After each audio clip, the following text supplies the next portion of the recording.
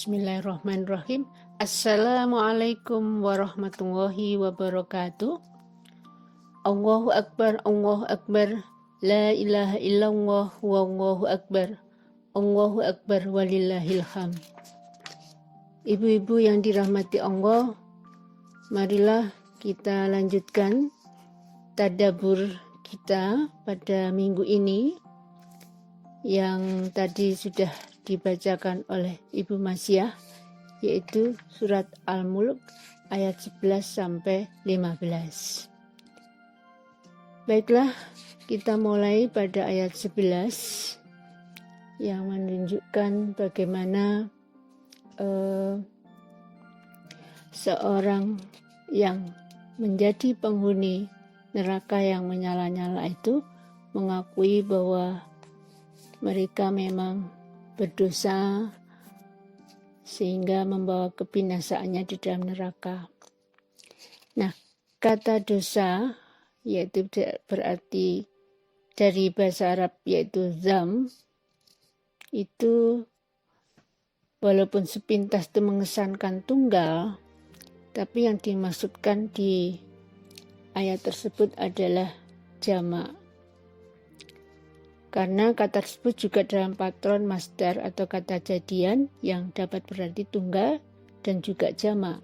Nah, kalau kita memahami dam itu tunggal, maka dosa yang dimaksud adalah mempersekutukan Allah atau perbuatan syirik. Yang itu kalau tidak segera bertaubat dan sampai di bawah mati, maka tidak akan diampuni. Sedangkan kalau memahami dosa tersebut dalam bentuk jamak, maka itu adalah perbuatan-perbuatan yang melanggar perintah agama.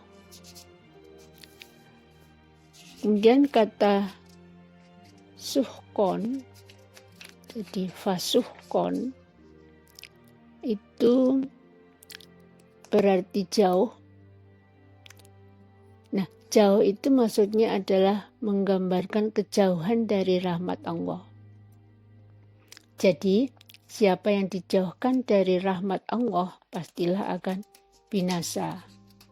Oleh karena itu, di situ diartikan, maka kebinasaanlah bagi orang-orang yang menghuni neraka tersebut. Sedangkan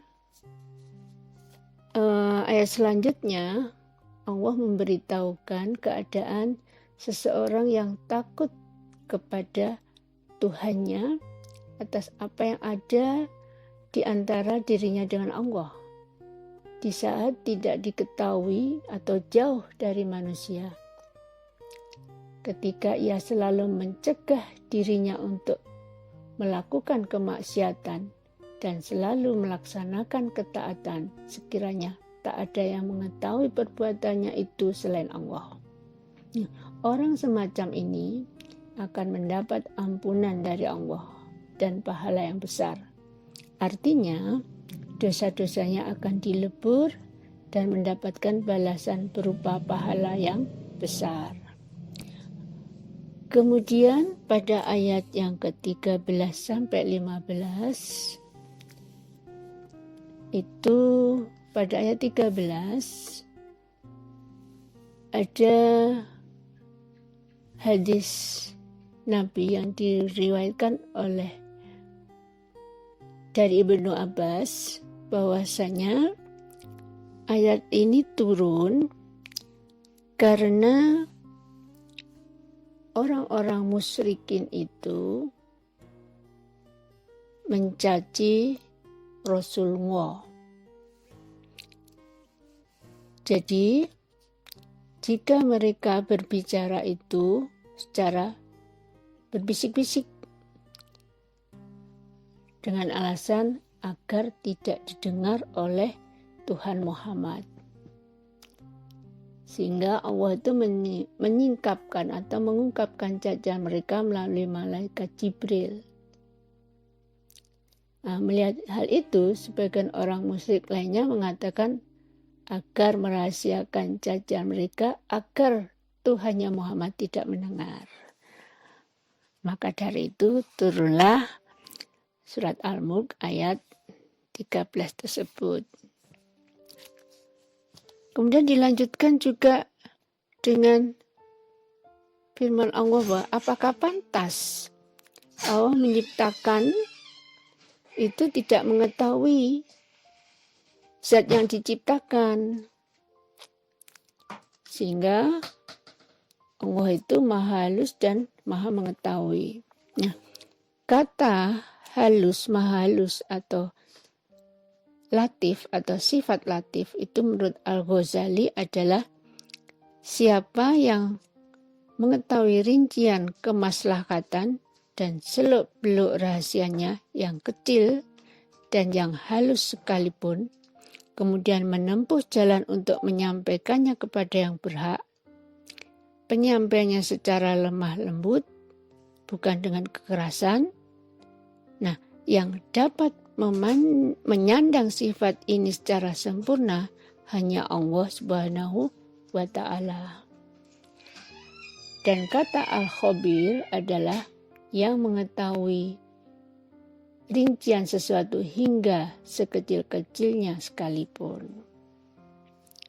Nah, kemudian di ayat 15 Allah mengemukakan nikmat yang diberikannya kepada hambanya dengan cara mengendalikan dan menundukkan bumi untuk mereka, yaitu dengan menjadikan bumi sebagai sebuah planet yang tenang dan tidak bergejolak, dengan menjadikan pegunungan dan mata air di dalamnya.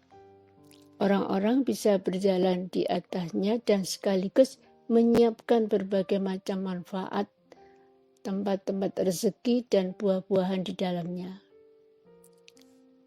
Sehingga Allah berfirman, Dialah yang menjadikan bumi untuk kamu yang mudah dijelajahi, maka jelajahilah di segala penjurunya. Artinya bahwa berpergianlah sesukamu ke wilayah-wilayah bumi dan bolak-baliklah di kawasan-kawasan yang ada di bumi.